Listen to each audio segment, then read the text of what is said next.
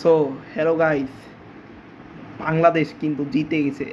আমি কিন্তু পোস্ট ম্যাচে বলেছিলাম, মানে ফার্স্ট ইনিংস যখন ব্রেক হয়, ইনিংস ব্রেকে আমি কিন্তু বলেছিলাম যে জয় তয় 200 রানের পিচ হোক বা না 200 রান করুক, বাংলাদেশ কিন্তু এটা ইজি ডিফেন্ড করে নেবে। And that's what we happen. Yes, yes, we won the game and we prove that we are the tiger in our home ground.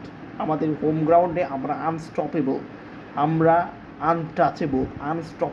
Untouchable and আমাদেরকে ছোঁয়ার মতো কোনো দল এখনও জন্মায়নি। মিরপুর, বিশেষ করে মিরপুরে আমাদেরকে টাচ করার মতো কোনো দল এখনও কিন্তু আসেনি। ক্রিকেট বিশ্বে, বহির্বিশ্বেই নাই আমাদেরকে, মানে মিরপুরে হারাবে যে, আমরা বাইরে যে খারাপ করি আমাদের ব্যর্থতা, কিন্তু মিরপুরে আমাদেরকে যে হারাবে সেই দল এখনও কোনো বাঘের বাচ্চা কিন্তু জন্মায়নি। আমরা কিন্তু ইন্ডিয়াকে, অস্ট্রেলিয়াকে, নিউজিল্যান্ডকে সবাইকে নাজেহাল করছে। এখন অনেকে বলতে পারেন যে পিচ তো খারাপ ছিল, বাট ওয়েস্ট ইন্ডিজও তো যখন 3-0 বাংলাদেশ করলো, বাংলাদেশ যে 3-0 করলো, ওয়েস্ট ইন্ডিজ যে বাংলাদেশকে 3-0 করলো, সরি এক্সাইটমেন্টে আসলে উল্টাপাল্টা কথা বের হয়ে যাচ্ছে। বাংলাদেশকে যে ওয়েস্ট ইন্ডিজ 3-0 করলো, ওইটাতে কিন্তু বাংলাদেশ, মনে করে দেখেন, 330 করে ওয়েস্ট ইন্ডিজ কিন্তু চেস করে নিয়েছে। সো এইটা আপনারা ভাবিয়েন না মোটেও যে বাংলাদেশ, তাহলে তাহলে তাহলে যদি ওরা ওটাই ভাবতো, তাহলে বলতো যে বাংলাদেশ এসছে, এখন বাংলাদেশের যদি স্পিন পিচ বানাই যেত, বাংলাদেশ স্ট্রেংথ স্পিন।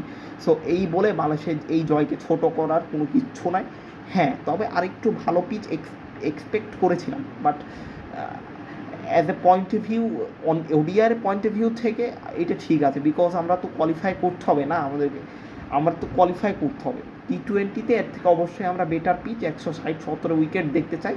অবভিয়াসলি আমাদের কোয়ালিফাই করতে হবে, যেন ওডিআর পয়েন্ট অফ ভিউ থেকে এটা ঠিক আছে। So congratulation Bangladesh, and big congratulation two Rishad Hossain, যে 25 রানে 6টি উইকেট এবং 12 বলে 26। ধন্যবাদ বাংলাদেশ এই সুন্দর জয় উপহার দেওয়ার জন্য। আশা করি আপনারা সবসময় এইভাবেই আমাদের খুশিতে ভাসাতে থাকবেন।